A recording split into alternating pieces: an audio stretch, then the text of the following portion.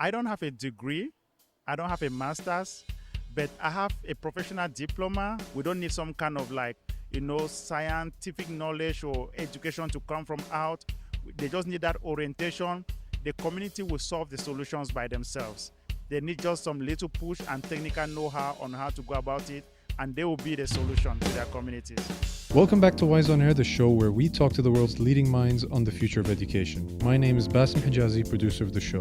Today, over 2 billion people face water stress. But amid the complex solutions proposed by policy and tech, a quiet question rises from the roots. Could the answers already lie in the wisdom of the past? Our guest today knows what it means to plant seeds in soil, in minds and in communities. Farmer Tanto is a celebrated environmentalist from Cameroon whose grassroots work has brought clean water and sustainable farming to thousands. Once ridiculed for his childhood love of gardening, he's now a symbol of ecological leadership rooted in indigenous knowledge. From traditional farming methods to community education programs and a children's book titled I Am Farmer, Farmer Tanto is redefining what environmental education can look like outside the classroom, close to the land, and grounded in cultural heritage. In this episode, Aldana Samet, Programs Associate at Wise, speaks with Farmer Tanto about how ancestral knowledge is the key to solving today's water crisis, what young learners can gain from hands-on ecological education, and why preserving indigenous wisdom might be the key to protecting our future. Let's dive in.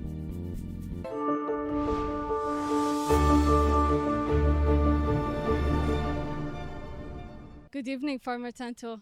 Thank you for joining us today. It's a pleasure to have you, and I would like to also congratulate you for winning the Earthna Prize. Today we're going to have a conversation about all your work and everything you've done. Where do we stand with water conservation today? So actually, thank you so much for having me. Yeah, my name is Farmer Tanto from Cameroon. Yeah, water conservation is really a serious issue, that is affecting not only Cameroon, but the whole world at large. Mm-hmm. Because you see, 3% of world's water is fresh water, mm-hmm. and 97% is salty water. And now with the only 3% that we have that is fresh water, with a growing population of over 8 billion people, water conservation is really a serious issue that needs to be tackled with serious considerations. Of course. Yeah. And to what extent are we teaching about the water issues, and is it effective teaching? Yeah, it is very effective because actually I've been working at the grassroots for 29 years since I was a teenager in high school. So I became passionate about clean water and access to safe drinking water and water conservation in 2004 when I contracted typhoid. It's a waterborne disease because I drank dirty water. So I suffered of typhoid for 7 years, and it traumatized me a lot. And when I got healed of typhoid, that is when I started, advocating for water conservation, access to safe drinking water. And since then, I've been doing a lot of work with grassroots communities, and now a lot of people are gaining the awareness, about water conservation, and it is very effective, and now it is spreading across so many communities and even in other African countries. Mm-hmm. It's interesting to see that you started to find a solution for an issue or a challenge that you've personally faced, which is amazing, honestly. Mm-hmm. So how does your approach to teaching communities differ from conventional environmental education? Yeah, so, I work from the grassroots. And, at the grassroots, there are a lot of initiatives that is going on which is not recognized. Mm-hmm. I believe from grassroots to top approach. So now, there are so many people who cannot even read and write, but they just need, to the orientation on how to go about this. So my approach is so different because I work with women. I know women are the highest users of water in the household. And when you don't involve women to play leadership roles, you might not succeed in your project. So now I identify women and then place them to take leadership position when it comes to water conservation issues. And I involve the community as well. So now when the community knows that it is our problem and we need to solve it by ourselves, we don't need some kind of scientific knowledge or education to come from out. They just need that orientation. the community will solve the solutions by themselves. They Yeah. need just some little push and technical know-how on how to go about it, Yeah. and they will be the solution to their communities. It's smart that you're using women who are like a core part of the society Yeah. to transfer the knowledge, because if a Yeah. woman knows about this knowledge, they can transfer it to their children, and then the education or the knowledge gets transferred down the line. Yeah. So that's really smart Yeah. to do.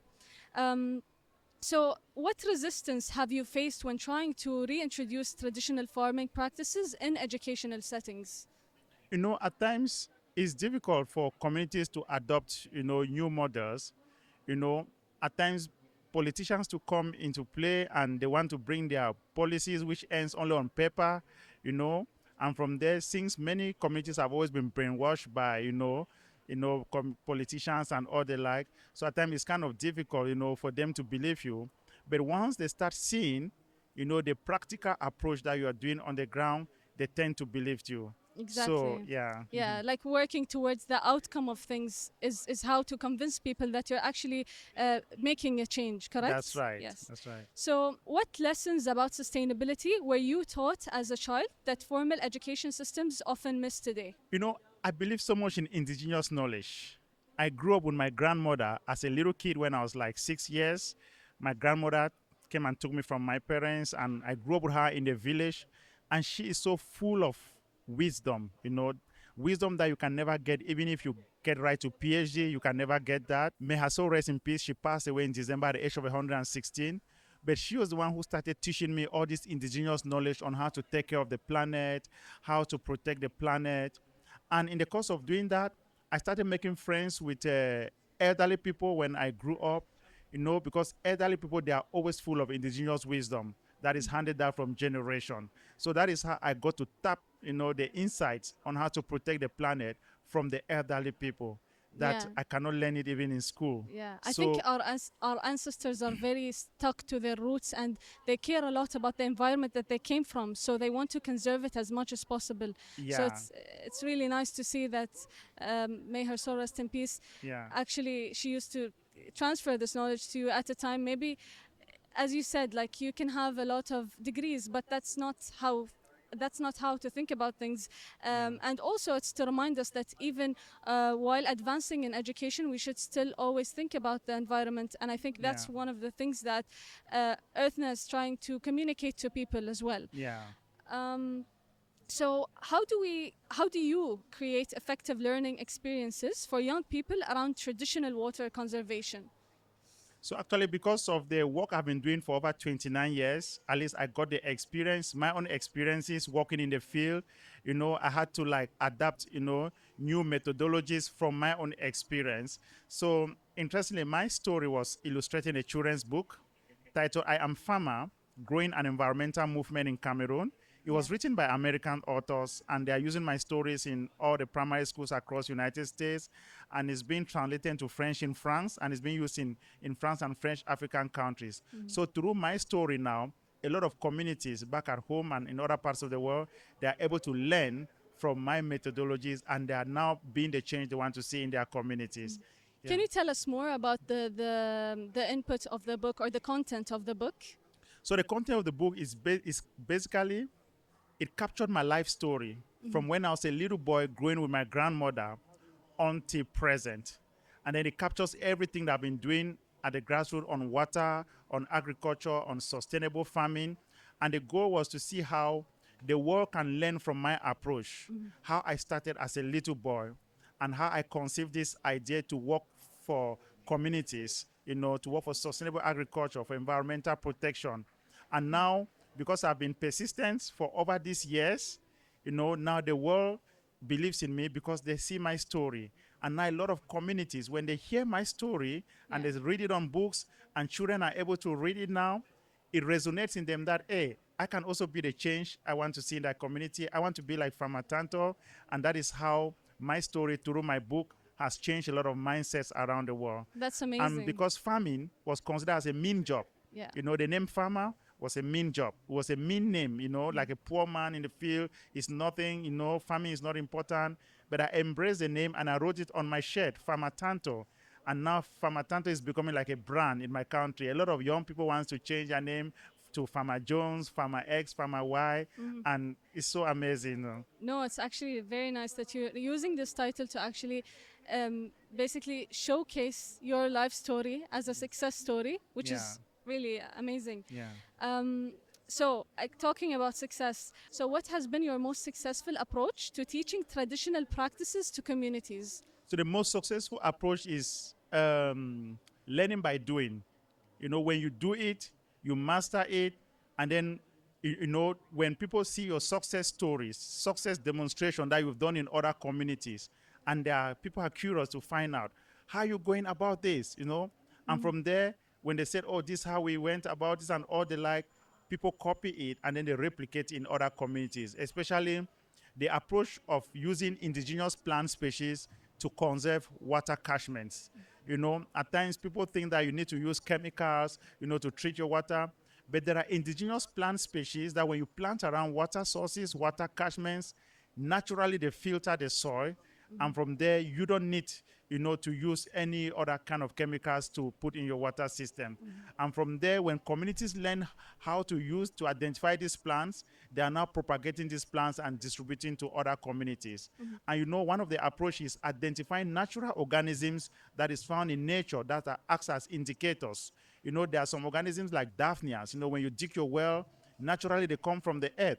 Once you start to see these tiny organisms in your water, in your filters, these are great indicators to let you know that your water is very clean and you don't need any treatment. You know, so these are the various approaches that we use, success stories, and that's how we're replicating it in communities. I personally have never heard about these species, and I would actually like just ask you, why don't you capture this knowledge in a book, for example, to make sure that this knowledge is being transferred to more people? Obviously, I know you share it with communities, but why not do that? Yeah, so actually, I am capturing this knowledge through YouTube videos. Like I have Okay. my little YouTube channel, which is Famatanto. You know, people can subscribe to my channel. So I do little videos about what I'm doing practically on the ground. I capture these ideas and then send through YouTube videos so that people can learn. And then from there, I'm planning to write a story about my life, you know, my autobiography, which will be published in the next 4 years. You know, it's going to capture all of this information, you know, about indigenous knowledge from the grassroots so that the world can learn. So I'm working on that. You know. That's truly inspiring. Wow. So, how might we redesign environmental education to honor both ancestral wisdom and scientific innovation? So, basically, how can we adapt education to do what you were implying, basically? Yeah, so like as earlier mentioned, we need to tap the wisdom from our old people. We need to get closer to old people. We need to harness all this indigenous knowledge from them and document them in writing. So in the course of documenting them now, we'll be able to blend it with the scientific knowledge. And from there, we're going to make the world a better place. Yes, true. And that's how I think most of people don't believe in traditional medication. They go for the natural routes of also treatment and whatnot. So the same can be applied to other sectors such as farming, as you said. Yeah. There's a lot of knowledge out there, and we should always try to capture it in one place. Yeah. Lastly, I would like you to basically give us your input on your work. Is there a message that you would like to share to the people that you weren't able to share previously? Yeah, you know, I tell a lot of people that our world of today is not the world of certificates. It's a world of what can you do. You know, I don't have a degree, I don't have a master's, but I have a professional diploma and some short training courses which I've done around the world. And plus my practical experience for over 29 years, I believe it has earned me a PhD. And my PhD is based on 3 principles: Yes. persistence, hope, and dedication. I just want to let the world know that it doesn't matter where you come from. Yeah. You are never too small or insignificant to contribute to the long-term sustainability of our planet. Just by doing very simple things to the best of your ability, you are improving our world. Everybody in this world was born with an instinct, with an ability to do something. There are no boring jobs in this world. It's just that at times, True. many people get bored, especially young people, because they want quick results. So if you believe in something and you stand for it and you work hard for it, someday, you know, you're going to see the rewards. Like just being at the Etna here and receiving a prize, I was so like honored when I was called the first person on the stage and Her Excellency handed me the prize. I was like this is a dream come true after 29 years of dedicated services. And it gives Yes. me a whole lot of honor to say, hey, I don't need to relent my efforts. I need to continue to be the change I want the world to see. And I think people that do what they love and do what they enjoy, you can actually see it. And I see that you really like the field that you're working in, and it's truly inspiring. And in regards to the skills and degree, in fact, you reminded me of a conversation we had, like a panel with Dr. Andreas from OECD, and he did talk about this issue that globally governments are spending more on education, but the gap remains in terms of the soft skills that people have. So the fact that you've taken more trainings in diverse areas can actually make you more well-rounded, and you can have knowledge about different things. Obviously, we're not saying that having a degree is bad, but we're saying that you should not only stick to that and be fixated to that. Rather, you should expand your horizon and learn about other stuff. Thank you so much for your time, and it was a pleasure having you. I did have a lot I had an amazing conversation with you, and I learned a lot from you in 30 minutes. And is there anything else you would like to say? Yeah, so I was inspired to create my foundation, the Farmer Tantos Foundation. And, my goal is to see how I can give back to humanity. And through the Edna Prize and the Edna community and the prize that I've received, is going to really help me a lot to scale up and to expand, my projects, not only in Cameroon. At some point, I think I have just signed a copy of my book, which I'm going to give to a library here in Qatar. Maybe in future, maybe my book can be translated into here in Qatar. And I will always come here to share my story with schools in Qatar so that they can learn from my experience. Of course, we would love to have you. So thank you very much again. And nice to have met you, actually. Thank you so much. I'm so honored. Thank you.